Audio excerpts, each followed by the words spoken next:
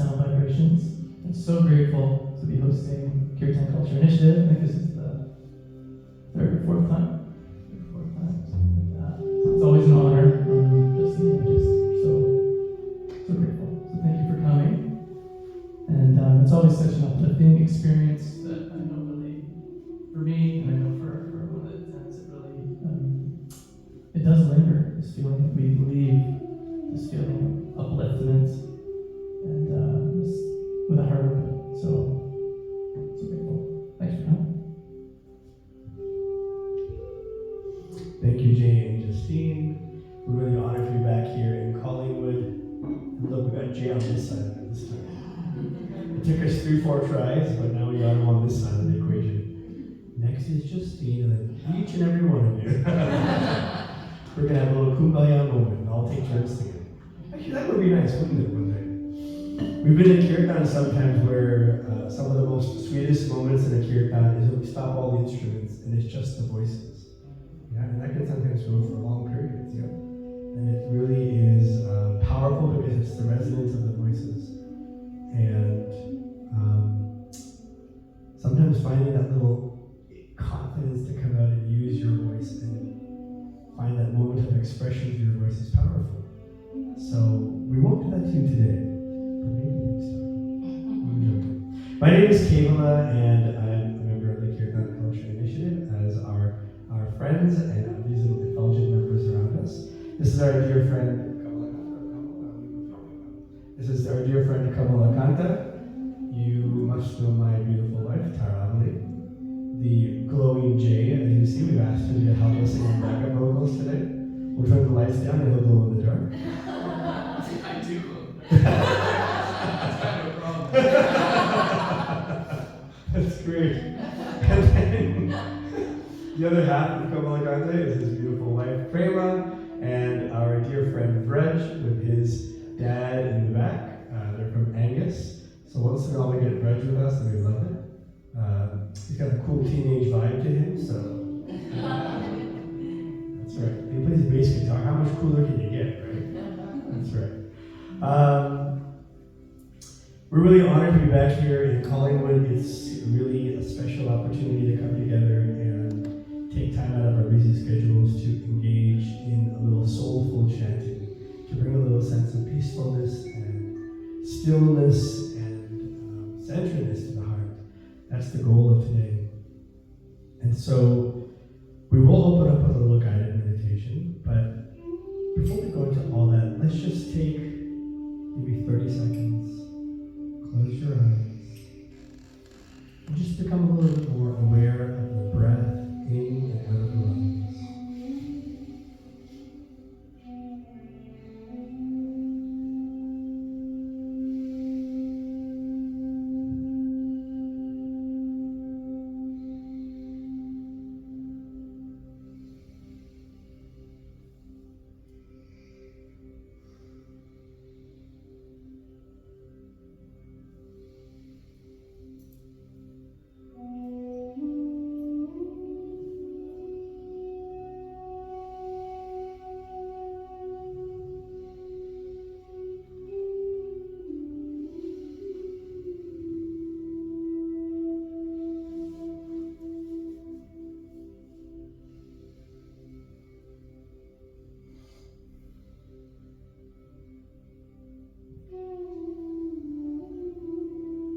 Slowly open your eyes. We'll do a little more of a guided meditation in a moment. Kirtan is a call and response form of mantra meditation. I see many familiar faces and many esteemed chanters who are well experienced, but for the sake of making sure that I'm on the right page with everyone else, how many of us are trying this or relatively new to chanting in Kirtan? Yeah, and how many of us have done this before? Kirtan? Okay. So we're like a majority were worried, so just keep up. You'll be fine. Instead of going into a deep introduction as to what Kirtan and Bhakti is, because we have some experience here, I suggest we try to get right into it. But let us try to go into the heart space. So This time we aren't going to close our eyes again, but I would like us to start off by trying to sit up just a little more straight than how you're sitting. Comfortably. You can have your palms rested on your knees, faced upwards. If we're on the chair, just try to have our feet about shoulder width apart. Same idea. Palms on the knees facing up. Once again, bring awareness to the heart space, to the breath in and out of the lungs.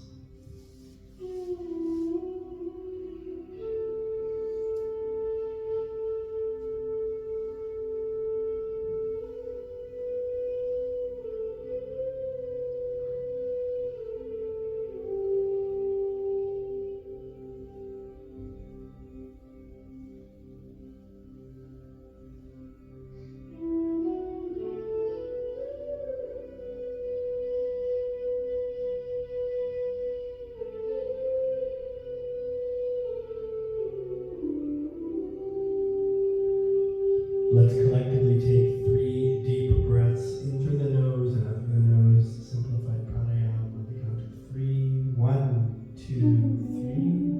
Breathe in. And breathe out. Again, deep cleansing breath in. And breathe out. Last time, deep breath in.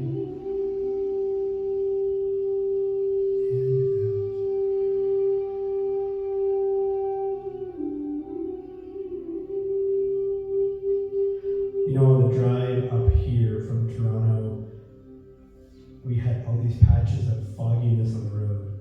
There was this kind of gloominess and there was overcast skies, but the way the fog sat on the ground, it was so thick that you couldn't even see ahead of you. It made me think that, you know, each one of us has a little fogginess in our own lives.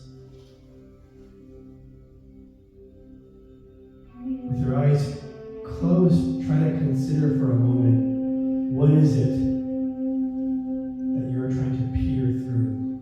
What is causing that fog in the heart? Consider the challenges in your own life. This is a deeply personal reflection.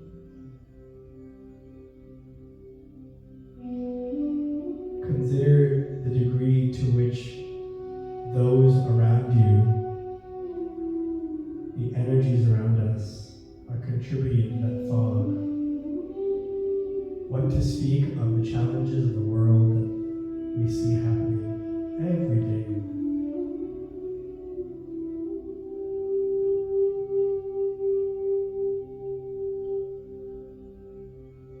In the same breath, consider for a moment, what is it that pierces through that fog? What is it in your life that, like a shining lamp of knowledge, cuts right through that fog? What is it that brings that positivity, that spiritual light, that love, that energy that we seek to tap into? What is it that helps you make your way through that fog in the heart? Our goal for today is to use mantras and music and kirtan to explore the heart space, acknowledge the challenges that may be there, but really try to tap into the positive, unending spiritual energy that resides in the vicinity of the heart.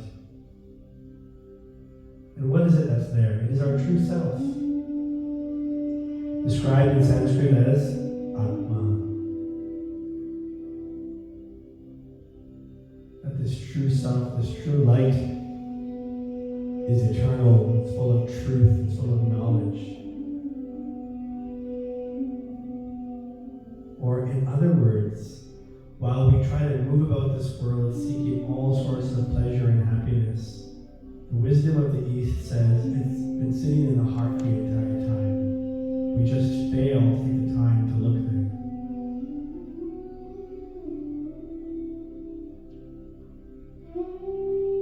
It is the bird in the cage.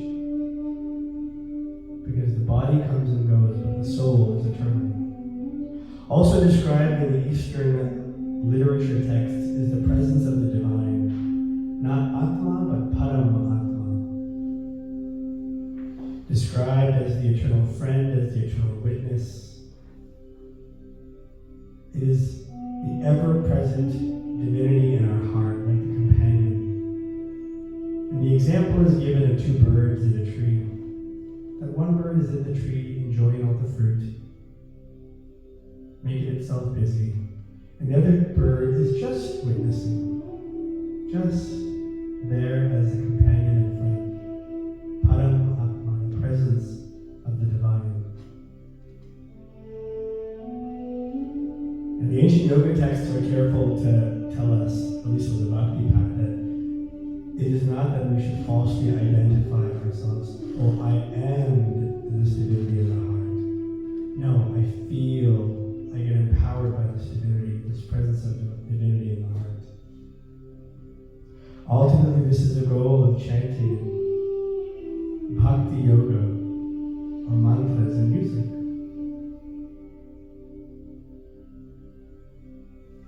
As we close out this guided meditation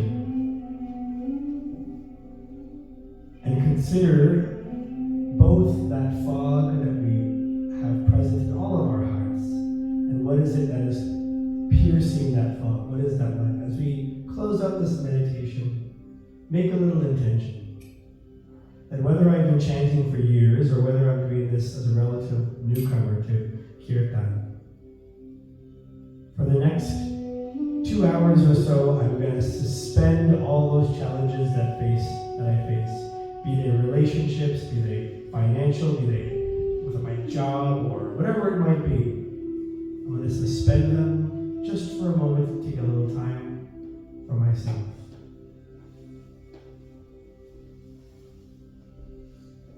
Make a little intention that I will try to hold on to these mantras like little life preservers in this maelstrom, this wild ocean of this world. Each mantra will help give a refuge.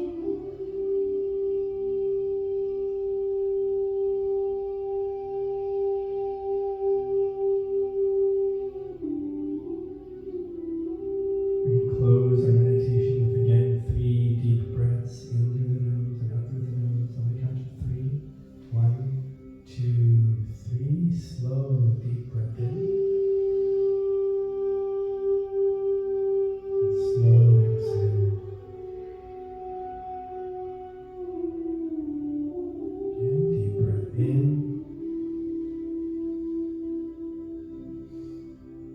Breathe out. Last one, deep cleansing breath in.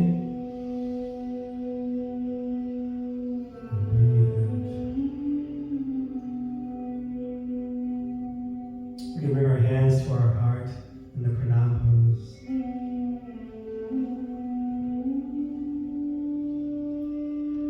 And to bring ourselves from that kind of metaphysical space down to this physical tactile room. Let's rub our hands together and get some warmth in the hands. Feel that sensation. Get some warmth. And you place the warm in your eyes. Feel that warm energy. Bring our hands back together. We're about to go on a very special journey together. For those that have chanted, you know what this is like. We're about to go on a boat ride together. So this is a nice chance. I think most of you know each other. But still, we're going to give a little warm namaste to your neighbors, left and right behind you. Give a little warm smile and namaste.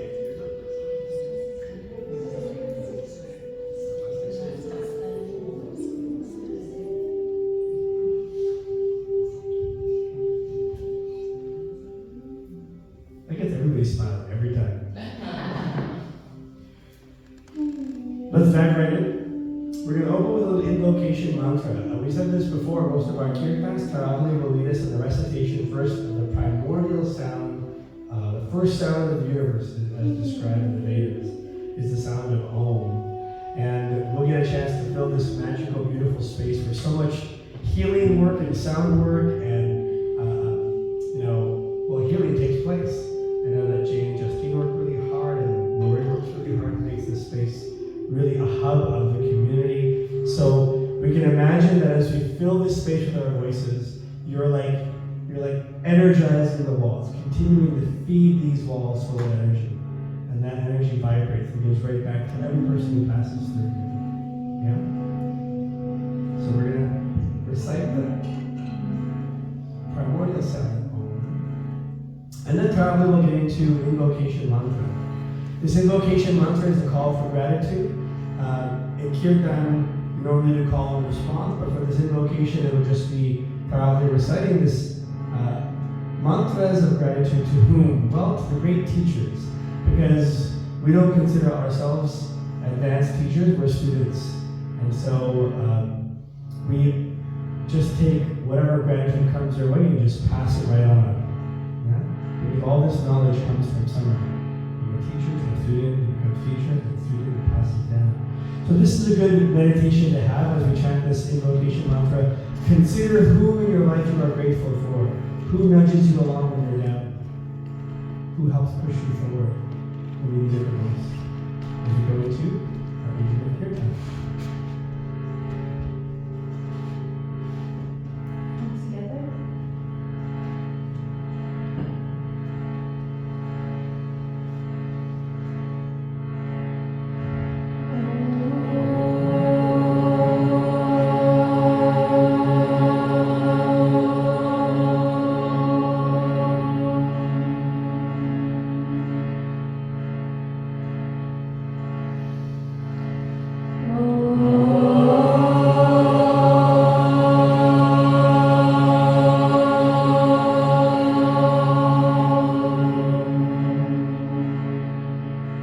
Fill the space with our voices through breath.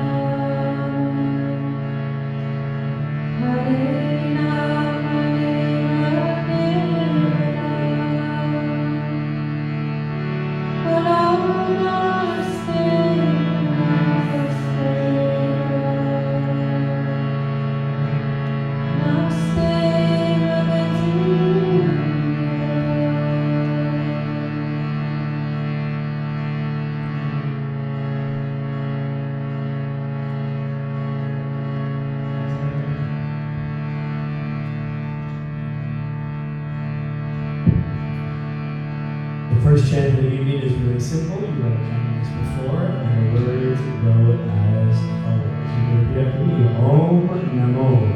Om Namoh Bhagavate. Bhagavate Vasudevaya. Vasudevaya. Om Namoh Om Namoh Bhagavate Bhagavate Vasudevaya. Vasudevaya.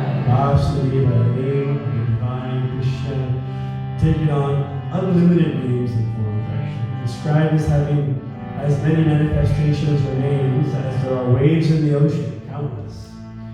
And this specific mantra given in the ancient stories to a small boy, a prince, who was on his own journey. He was 5 years old, Dhruva, goes to the forest after being rebuked by his stepmother.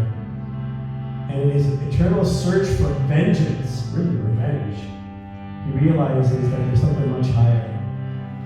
Along the way, he's given this mantra, Om Namoh Bhagavate Vasudevaya. And upon vibrating this mantra, he reaches an audience with divine Narayana, who manifests in front of him. And he realizes this small boy, who's much wiser than certainly me, says, all this time I was seeking power or mantras or meditation to get vengeance on the family who had hurt me. But those were just pieces of glass. And now I realize that there's a higher truth, which is the real jewel, the real diamonds. And that is transcendence or self-realization through mantras. Let's try chanting this together and see how it feels. We'll do a little reflection afterwards. Om Namo Bhagavate Vasudevaya.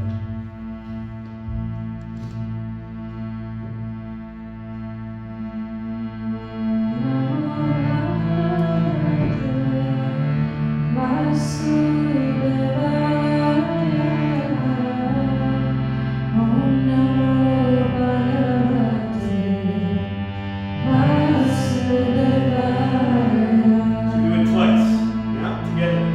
Om Namo Bhagavate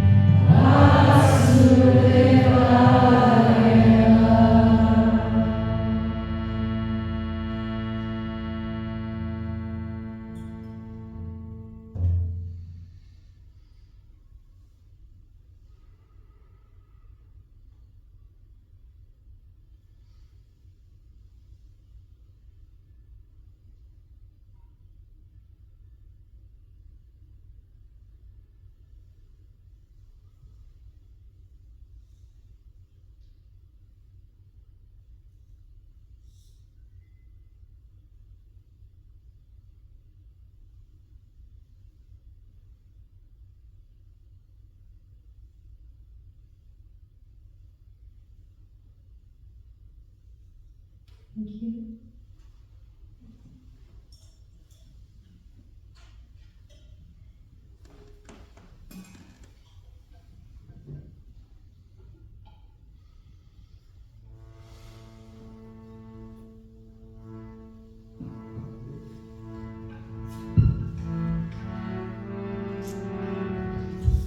I mean, there's something really special about this space.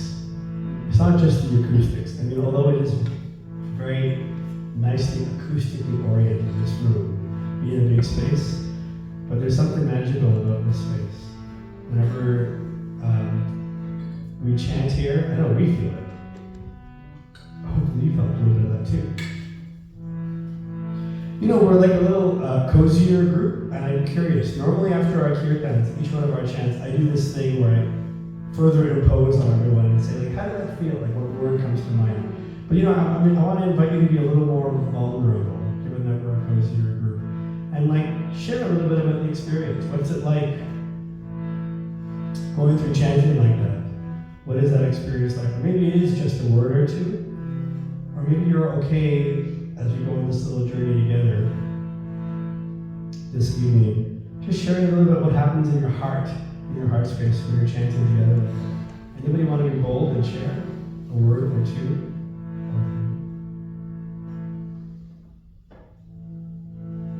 The harmonium went quiet for a second. Like really awkwardly quiet there. You know, keep it moving. Well, I'll share, like, we chanted this one together. Yeah. Every time, so it's kind of, it's this very migrant. It feels different every time. You know, sometimes it's like super joyful. Yeah. And other times this one felt very peaceful, Well, I like that. I guess. But so it's just interesting hearing, because it's, you know, the same melody, your voice just flows in. You're so peaceful. So that also helps the peacefulness. But it was just very, yeah. It's like sometimes I like intimate group. So thank you. Oh, I gotta say, thank you, Justine. Some of our most special kirtans are when it's like a little more of an intimate setting, because it makes you feel a little more like you can open up the heart a little bit more, right? And I really like that. It's true. I mean, for those, I know there are many folks here that have chanted for many years. It is like that, right? Every time you chant, it has a different flavor almost, right? A different mood, a different vibration. It's like it's hitting a different frequency each time. I like that. Thank you, Justine. Yeah. Anyone else want to share a little bit about the experience of chanting? How did that feel? Go ahead. It felt very elevating, Yeah. and I felt how it kind of grows and grows. Yeah. That affects me. I start to feel more fluid as that happens. I love that. Yeah, I mean, it's not just the tempo that picks up, but it's like that collective energy. We're like building this recipe, or we're building this little bhakti stew together. We keep adding more ingredients, and it's getting richer and richer. And yeah, it feels like it kind of like builds you up. Yeah, it's common. That's why once we put the words on the screen, eventually most people just close their eyes, because you're just transported kind of somewhere else. And yeah, nobody ever says, I felt like I was going down and down and down. It's always like, I feel like I'm going higher and higher. Although there is no wrong experience, I should It's say. kind of grounding, like being able to ground with your heart. Yeah, that's true. You shouldn't undermine being grounded. That's important. What was your name? I'm sorry? Jesse. We've seen you before here. I remember last time, Jesse. Anyone else want to share a reflection as to what that experience was like? We will take one last one. Not to put anybody else on the spot. Just pure joy. Rami said a sense of Pure joy. pure joy. Yeah. And we say this a lot in our kirtans. Like, let's break it down to its most simple element here. Wouldn't it be nice if everybody in the world just got together and sang a little more? Yeah. Let's put aside the power of mantras, put aside the soulful experience and tapping into this energy. Just come together and sing, you know? That's sometimes where the most powerful experiences happen in this world, or in studios or whatever, when people just come together and sing. You know, it can melt a lot of the challenges away. Especially now. Yeah, for sure. Yeah, when we chant, A lot of times in Kirtans you'll hear the chanting of the names of Sita and Ram. We won't be doing that today, but Ramachandra is the quintessential monarch, the leader.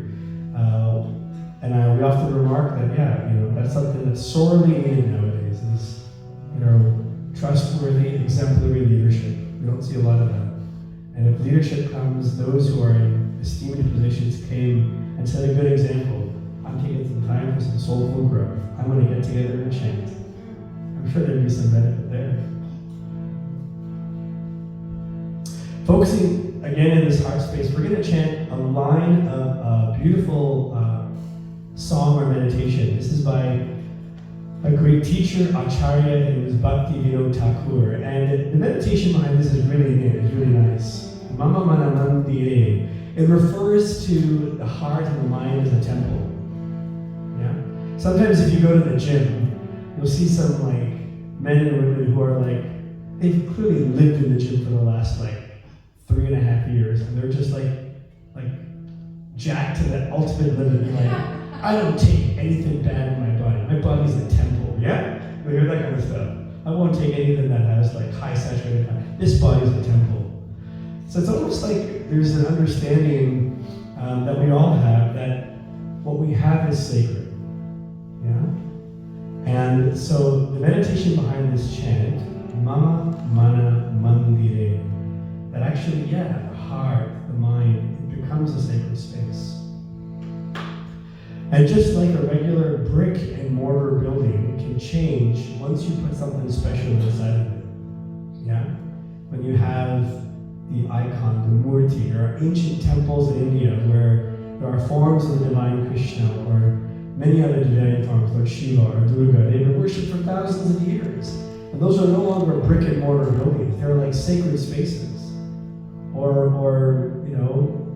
churches with the tabernacle, or the synagogues, or the mosques. All these places, they're more than just the bricks and mortar, or even the crystal shops. Yeah, Charles?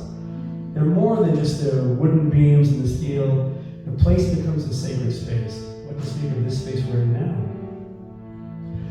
The meditation in this chant is that your heart and your mind are the same. Installed in the heart is the presence of divinity. And so the heart and the mind, Mama, Mana, Mandire, temple, Raha Nishidin, and then chanting the name Krishna Murari. This chant is going to be a little bit different to follow, so we'll do the first line several times, and then we're going to try to introduce the first and second line together, go that back and forth, and then we'll belt out Krishna Murari with all our heart and see how it goes, okay? Just keep up. Just keep up. If I see you lying in the fetal position, rocking back and forth, I'll know that you could not keep up. And we'll slow down. You'll be just fine. Yeah, Mama Mana Mandire. Let's try to say that actually. Mama Mana Mandire. Mama Mandire. Mama Mana Mandire. Mama Mana Mandire. Raha Nishi Din. Raha Nishi Din. Raha Nishi Din. Raha Nishi Din. Krishna Murari. Krishna Murari. Krishna Murari. Krishna Murari. You got it. Use the screen, that's why it's there. As you get comfortable with the mantra, you won't need it anymore, yeah? But that's why it's there.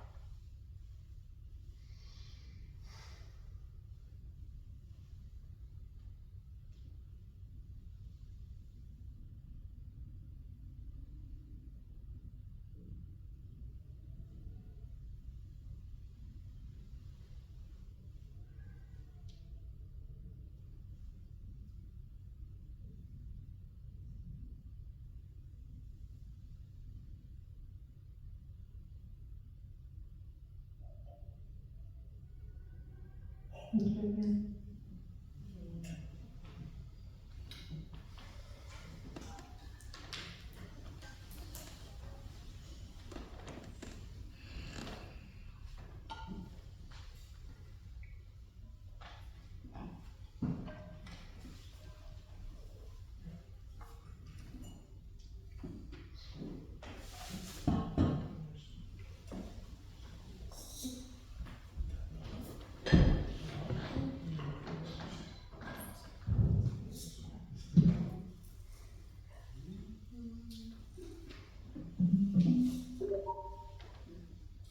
Part of the ambulance. I'm connected to Bluetooth.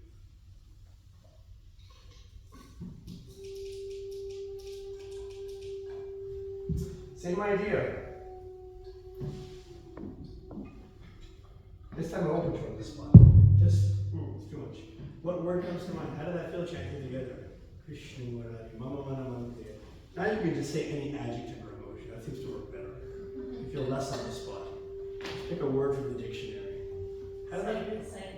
Psychedelic. Psychedelic. I love that one. That's a great answer. What was your name, sorry?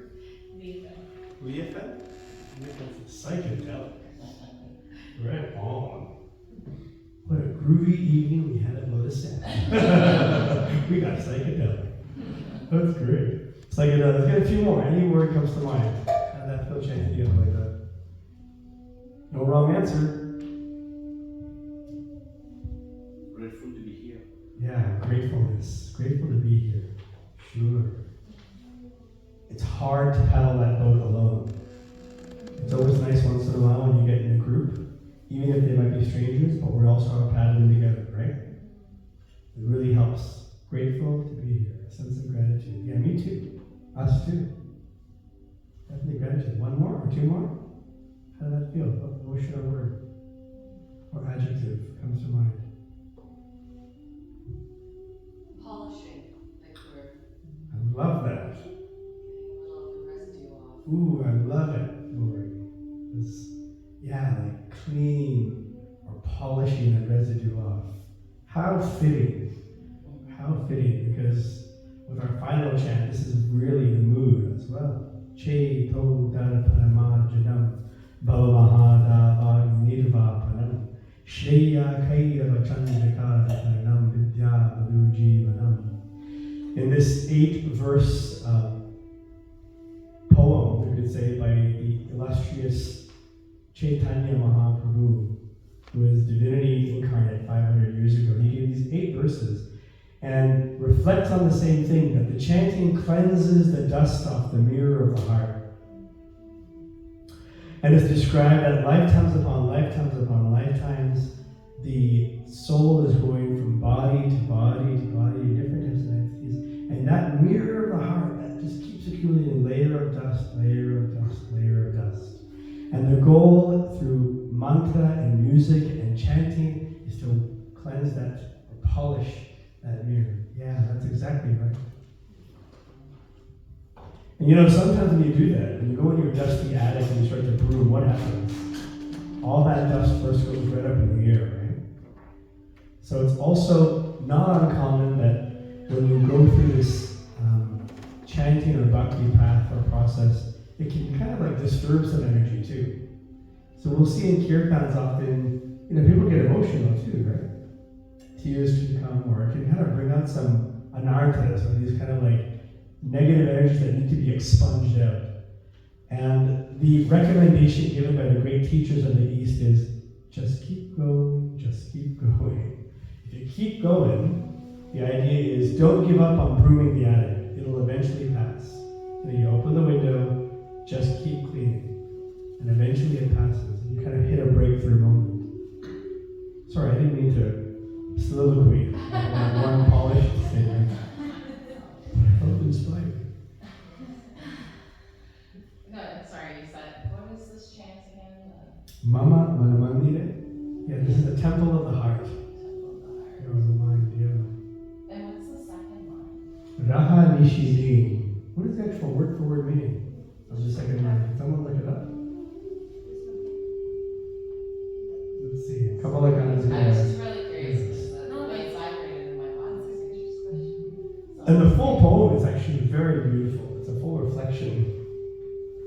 on this consciousness of like going deeper into the heart and reflecting that it is, a sacred space. Gaha-nishi-di. Let's see what Kamala Karthik can pull up for us. Either word for word or meaning from KK songs probably. It would give it to us. And how many verses are there? There's 6 or 8 in this song. 6. There's 6. Okay, so this represents the first line. And the translation is? It says, please abide in the temple of my heart, both day and night. O Krishna Murari. Gaha-nishi-di. Day and night. Day and night. Yeah. Day and night. Inviting into the heart. Respecting the heart as that sacred space, right? Yeah. You can really feel the vibration, like the chest and the. Yeah, I love that. Absolutely. Ooh. Oh, I like that, Simone. Yeah, a sense of flutter. Yeah, I love that. Yeah, I mean, it says that it said colloquially that when we chant, Krishna is dancing on the tongue. So God knows what's happening in the heart. What kind of dancing is happening there? Ultimately, despite the dust in the attic, the goal is that the path of bhakti is performed joyfully. In the Bhagavad Gita, Susukam Karutum Avyayam, that it brings upon joy in our heart. And despite our best efforts, it is described that this material realm that we reside in, it just keeps giving fleeting happiness. Yeah? And it often comes and then gets taken away quickly. And so, where we can find it really is here. And that's why the greatest of yogis can sometimes move about this world. They're like in this world, but not of this world, right? It's almost like they're walking on a cloud of air, not really touching, because they're kind of immune to it. This is also described in the Bhagavad Gita as freedom from duality. Heat and cold, happiness and distress, good and bad, spring and winter. That during my highest of highs, I learned to be a little bit calm and humble. Yeah? I just got the promotion. Nope, I'm just a humble little servant. During your lowest of lows, during difficult times, you learn that this too shall pass. Yeah? And they learn to use an old English language, equipoise, sense of being equal to the ups and downs. Not always easy. We've all been through the ringer, have we not? Not always easy.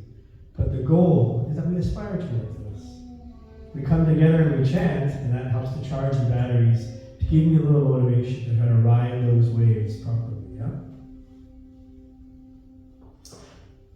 We'll do a final chant of the Maha Mantra. We always finish off with this Maha Mantra chant.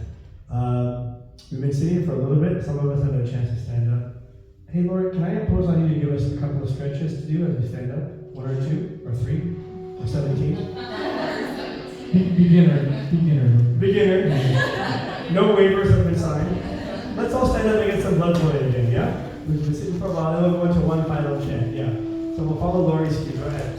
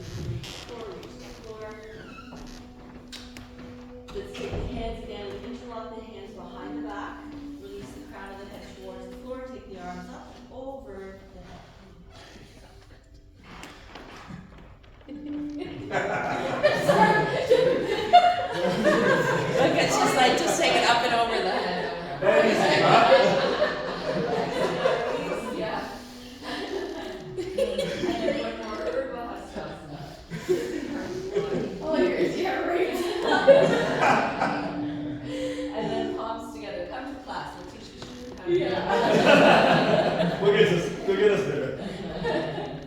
Thank you. That was great. Oh my God. Maybe I can encourage a little shake. Let's get some going as well. See, a couple of us going home. I pulled it backwards. Great. That was great. Thank you, Lord. Thank you.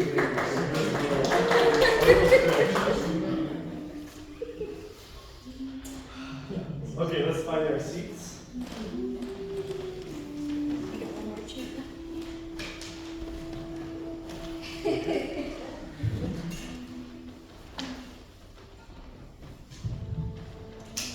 Laura teaches here how many days a week? 5 days a week. Really, this is Larry's student. Yeah, I remember you told us that. I remember that. You've been teaching out here for how long?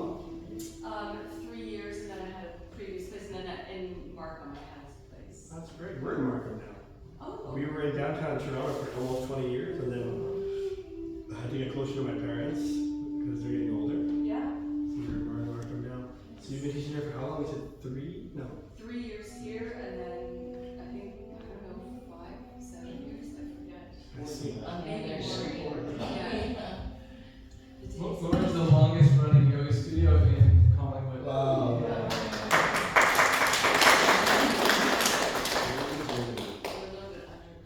Yeah. What's the pulse on Collingwood now? How are things kind of humming along on like the overall, alternative thinking, wellness, spiritual, kind of vibrational, psychedelic kind of? Where are we at? I'm curious to know what's the take on how things are going in Collingwood? I'm just curious to know. Is it growing? Is it moving in the right direction? Are we just treading water? Is it on the downward trend? I think we're fortunate that we have the combination of year-round tourism, Yeah. and a lot of people that have moved here. And so I think if you go to other small towns or towns our size, there's a lot of empty storefronts. I gotcha. Whereas here we don't really, place vacates, it usually fills up pretty quickly. Yeah. So I'm super grateful for that because the energy is kind of uplifting, and we definitely have our issues. I'm sure. But And there's a handful of yoga studios or kind of like conscious living kind of wellness spaces, Yeah. what I call sacred spaces kind of around. Yeah. Yeah. So I was curious.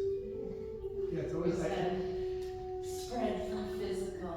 yeah, that's what it is. So, I'll leave it I mean, I'll tell you, it caught us really off guard the first time we came here. I mean, I never would have guessed that first time we came here, and this room was full, and it was like from all different corners people came out. It was like, and I learned that it's not just Collingwood, it's like areas around too, yeah?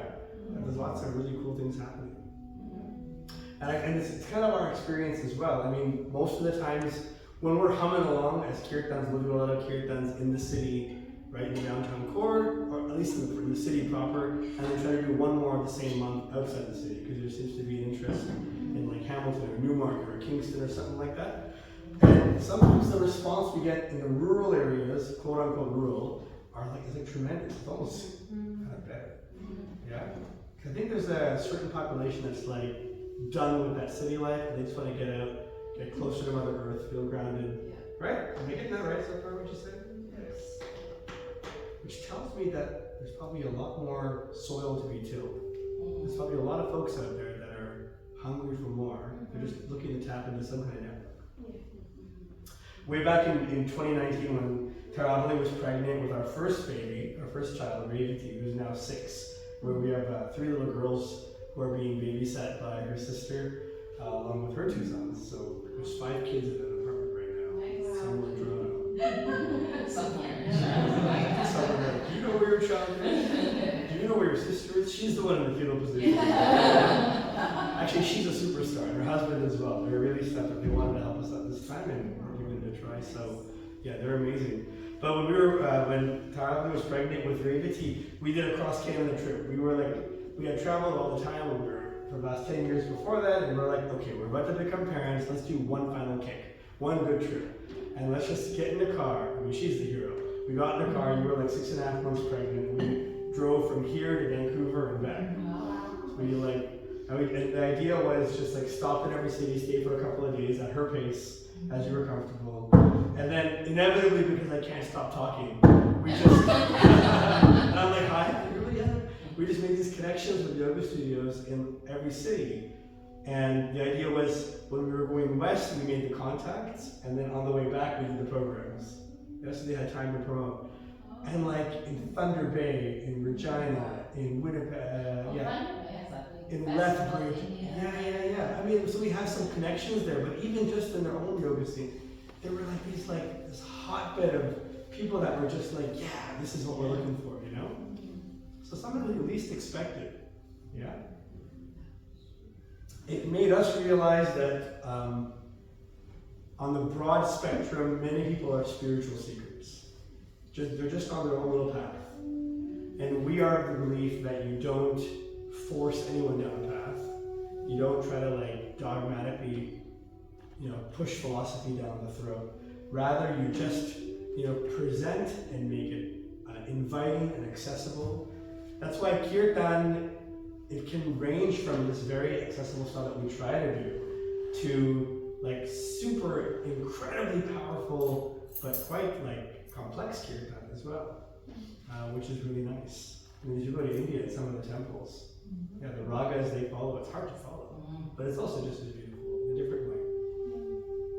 But yeah, for us, it's really important that like it should be welcoming, it should be accessible.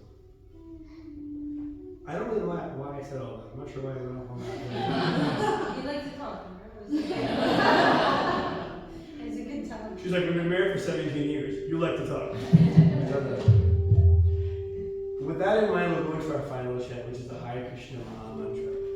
This ancient mantra has been around for eons and for millennia. We can say the words together. You can use the screen as needed. All together. Take a deep breath.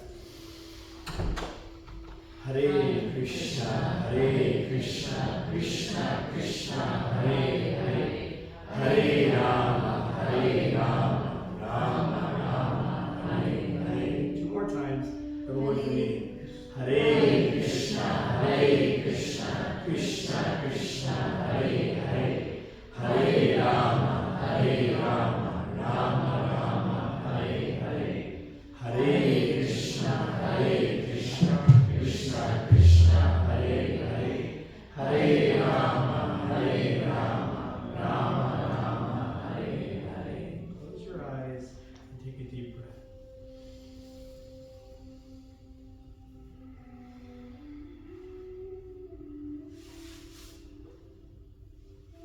In whatever shape or form, try to invite this mantra into your heart. Imagine giving it a seat. Inviting it to sit on a plush golden throne in the heart. This mantra sits, it vibrates.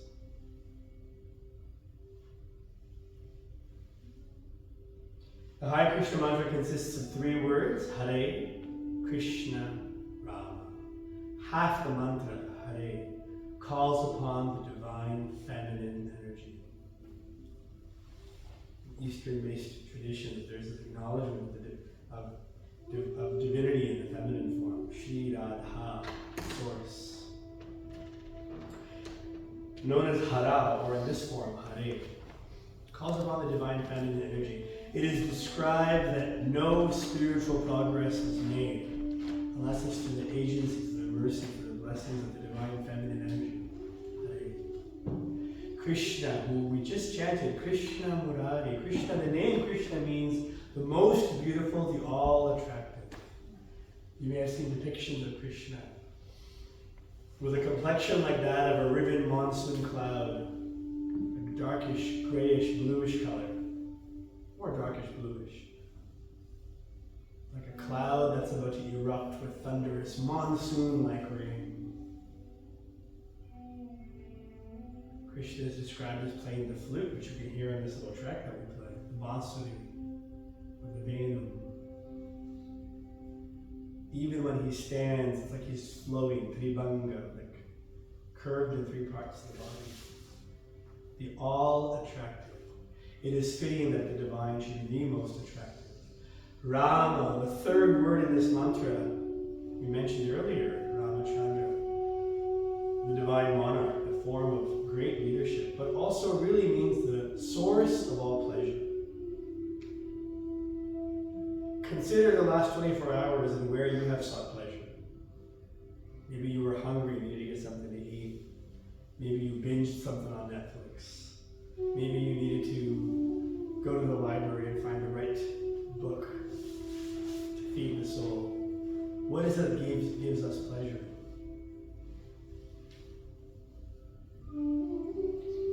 And I say this as a product of the West because I'm born and raised here with an ancestry from the East. Consider for a moment that the world we live in tries to force feed a message that pleasure comes from the material.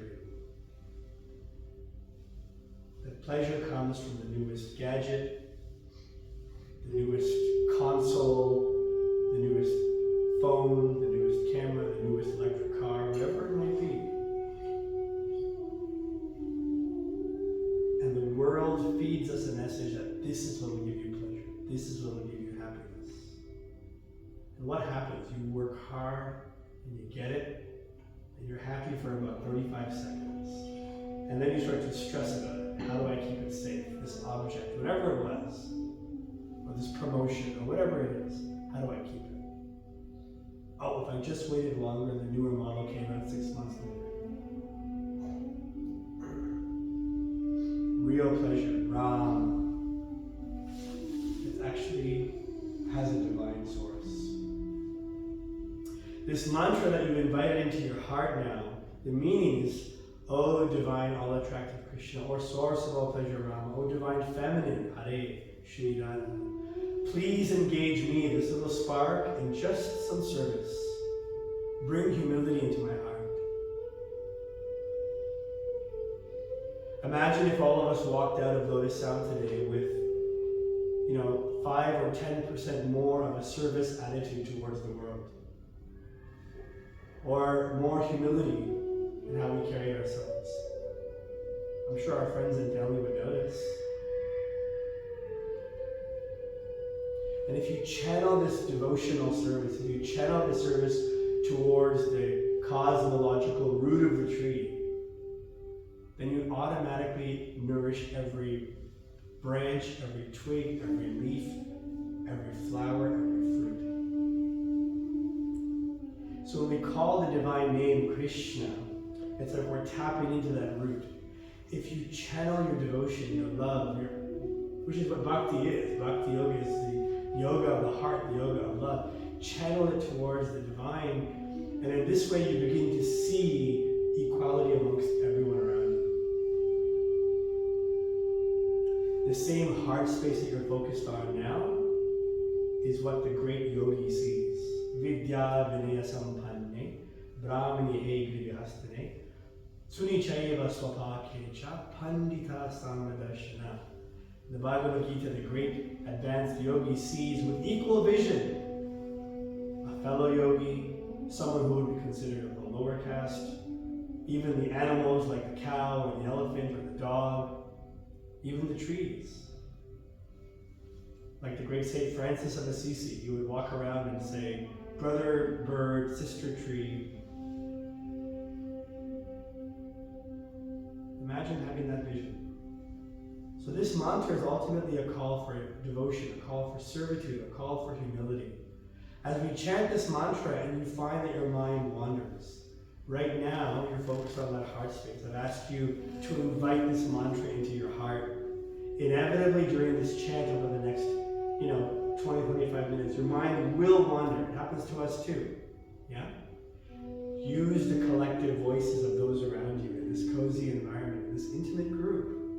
Use the voices of others to tether that mind back, to bring it back into a sense of focus.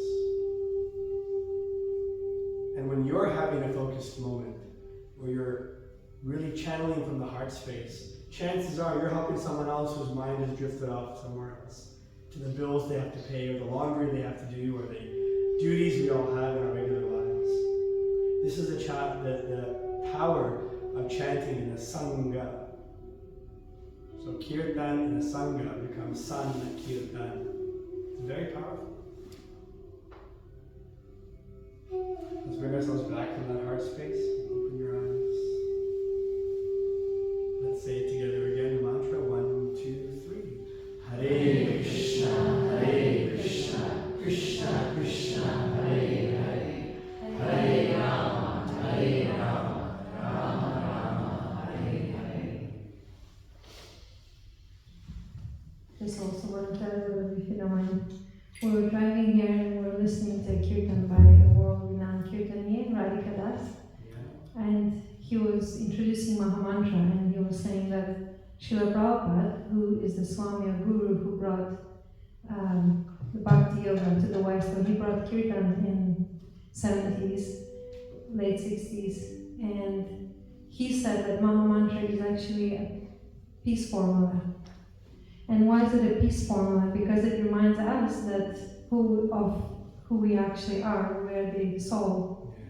And it doesn't matter what our race is, or how we look, or gender, what we do. We just know, we all look at each other, like you mentioned, that we're just a soul, and we treat everyone equally. And imagine now if we had this kind of consciousness with whatever is happening right now. We would really need that. Yeah, the whole world is just like stuck in this mess. Yeah. Because we can't see each other as equal, right? Yeah. This one. Okay, Oh, inspiring. well Yeah. done.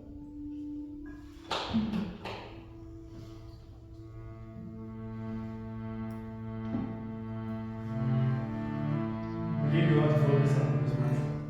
Packed a lot of hopefully it helps.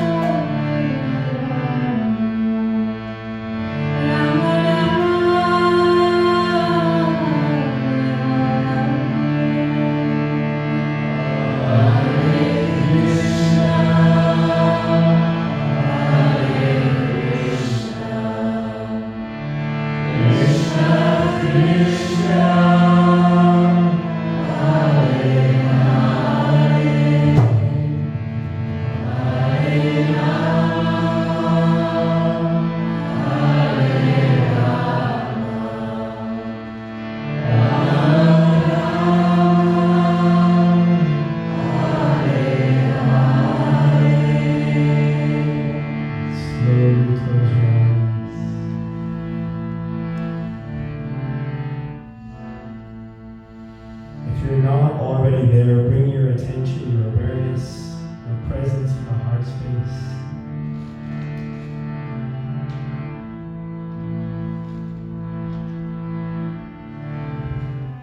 Take a moment and reflect on the journey that we've been on together this evening. Take a moment and reflect on that intention you made at the beginning of our Kirtan this evening. And consider the progress made. For some of us, maybe each mantra opened the heart, petal by petal, so that we have a full blossom.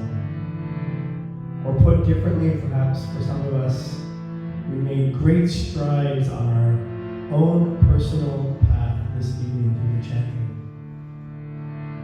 And for others, maybe it was just a couple of steps in the right direction.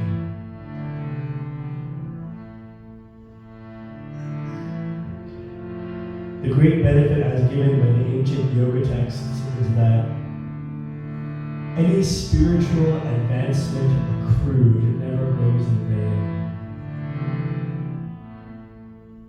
You never lose it. So whether it's one step or 1,000 steps forward, every step counts. Every nudge forward makes a difference in our own personal growth. And in the chanting of divine names this evening, like Vasudevaya, Bhagavate, Krishna Murari, Hare, Krishna, Rama. With each one of these mantras, we have tried to coax this heart to open, to pierce through the fog that may be in the heart.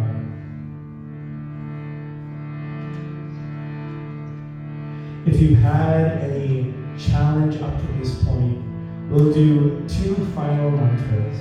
Karali will lead us, and we'll do 2 final mantras.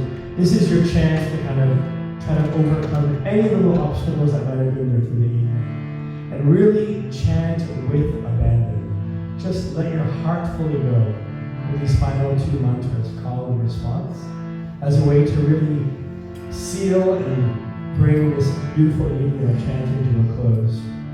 We'll try these 2 final mantras, call and response.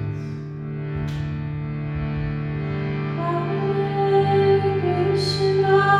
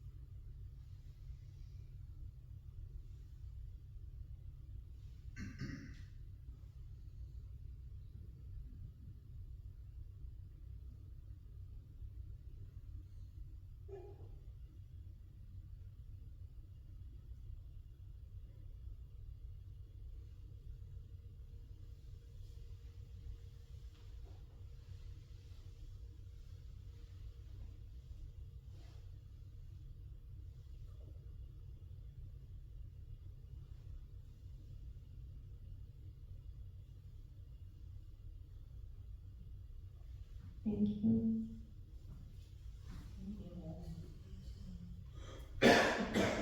For bringing your full heart to such an intimate setting, let's give yourselves a little round of applause. Let's give you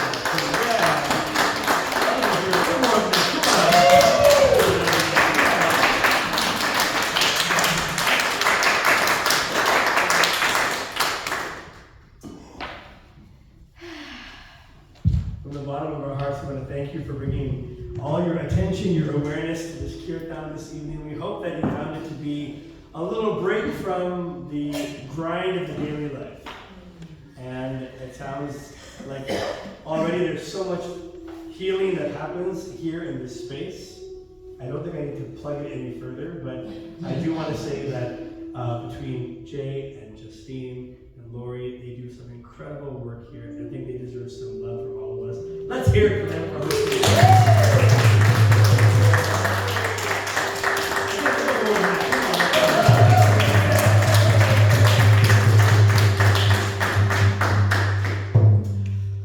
If it's okay with you, I'd like to introduce members of the Kirtan Culture Initiative and friends, but we are really honored that we asked Jay to jump in for a pinch. Normally we have a little ensemble of varying devotees and members of our group, and sometimes we're always subbing people in and out. Two of our dear members, Ambika and Prema, welcomed their first child last month, and so they're on a little bit of a break, but we want to give them lots of love. And also Arjuna Balava, who's like a stalwart, a steady stalwart in all of our kirtans. He messaged me on WhatsApp last night, and I could feel the pain through his message. He's like, I have sniffles. And he's like, you have kids, and you have a father who's not feeling so well, so please, I don't want to give you guys germs. I think I have to skip today. So we're really missing Arjuna Balava, but I am really honored that two of our very, very dear friends, Kamala Kanta and Prema, joined us. They stepped in capably, and we did Kirtan with them. They joined us way back in 2019. We talked about this before the program started. We were up at Young and Shepherd in Toronto at Jaya Yoga, and we did some Kirtan there. You guys were with us. That was pre-COVID, pre-pandemic. I remember that was the last Kirtan in February before all the craziness. And then when we came out of that, when we were coming out of COVID, we were at the Music Therapy Center. You guys joined us there as well with masks. So thanks for coming along out there, Kara, for joining us.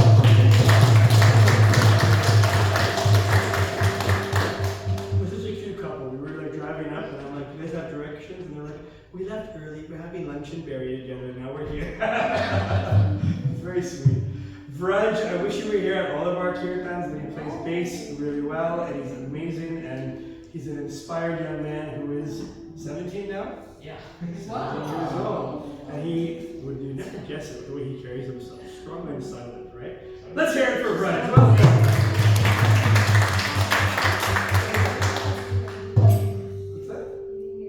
I called you strong and silent. Oh, okay. He's like, I'm just checking what you called me.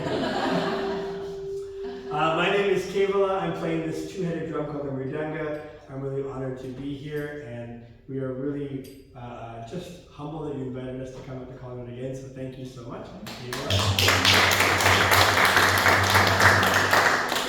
Leading our kirtan today was my dear wife, Taravali. Her voice is very mystical. It transports you to a different realm. I was like hovering in the fog of, the nice fog that we saw on the way here, not that other fog we spoke about. It was really, really sweet. So thank you, Taravali, for leading us. Thank you to each and every one of you for taking time out of your busy lives to carve out some time on a Saturday evening to hopefully recharge your spiritual batteries. So thank you all of you. Special thanks to Taravali's dear sister Rasika and her husband Achyuta, who are up in Scarborough, and they're watching all the little kiddos. We really appreciate it, and we're sending all of our love. She used to play in our kirtans all the time, and now she's surrounded by little ones and helping us out. So thanks, Rasika and Achyuta. I'll give it over to Jay for any final words from Lotus Sound, but I will just say that this is where we're going to be next month. We're back in the city in Toronto later this month, excuse me. So that's going to be at the Yoga Lounge. In case you're passing through downtown, we'd love to see you there on March 28th. And if you scan that QR code, you can give us a follow or join our mailing list. And any final words from our eminent host, Jay? Does the yoga lounge have Iyengar ropes? It does. Yes, it does. Boom. Yeah, Susan, who's the founder of that studio, she has anchor ropes all around the I hall. think, is that That's right? where we wanted to Because everybody's there. You got that right? You got it right. So now you gotta come, Lori. Lori's gonna go. Cheers. Chairs and everything. Yeah, it's true. Yeah, it's like a little known secret. It's like a boutique yoga studio. Not so busy, very intimate, but the vibes are really nice when we go there. Good spot, yeah. Sweet, so thank you. Yeah. A boutique yoga studio. You can see the marketing behind it. Boutique yoga. That's right. Nice. So yeah, thank you all so much again for coming. And a huge thank you to Kirtan Culture Initiative for coming again. Everybody, chanting, hugging us out. Always such a pleasure and so much gratitude to you for traveling and coming. So thank you so much. And yeah, follow them on Instagram if you're not already. Kirtan Culture Initiative and Facebook. Got all the stuff. And yeah, I love actually a couple of the chants. I've learned a couple of chants on harmonium from their Instagram. I really like it. That is worth it. Yeah, all kinds of information there. Yeah. So thank you all so much. And in the Kirtan realm, in Lotus Sound, we're shifting to a monthly evening Kirtan, which we're actually really excited about. And we haven't really done evening Kirtans other than one we did in December. We haven't done one other than that one in a long time. So this will be our new routine. Tuesday mornings, we're going to shift to something else. We're going to shift to these evenings so more people can come. Because Tuesday morning at 9:30, in reality, But this Tuesday morning. this one we've got a last, yeah, come this Tuesday. So last chance. This is going to be this is probably going to be a big-ish one. We've got at least a few people that we know are going to come. So yeah, come 9:30 to 10:45-ish. We'll do our Kirtan by donation this Tuesday. And after that, we'll shift to evening. So watch our feed. And Do you have a set date or like March 26th? 26th. Thank you, Charles. Yeah. Thursday, March 26th, 6:30 p.m. There you go. Our next Kirtan after this Tuesday. Monthly evening Kirtans. And Laura, want to plug what other classes you teach here? I'm just yogajourney.ca, and those are upcoming workshops and Amazing. special. We do a program called the School of Yoga, where we teach the other 7 limbs of yoga that often don't get taught. Wonderful. So we focus on various topics. Well, that's beautiful. Well, thanks for coming out, everyone. This was really intimate and sweet. We love these kind of Kirtans. It's very, very personal. Okay. And the clocks go ahead tonight. Yeah. That's right. Don't forget. But it needs more daylight. It's a shift, finally. Yes. Right? It's like the country's confused about what it's doing. It's true. I think BC's changing their rules. I Yeah. heard. That's true. Yeah. Yeah, BC's not going to do change anymore. They're like, we're done with it. It makes sense. But yeah. Someone said we should just do half an hour split the difference. There you go. That's very like equal voice. That's what I do. Thank you, everyone. Enjoy your Saturday.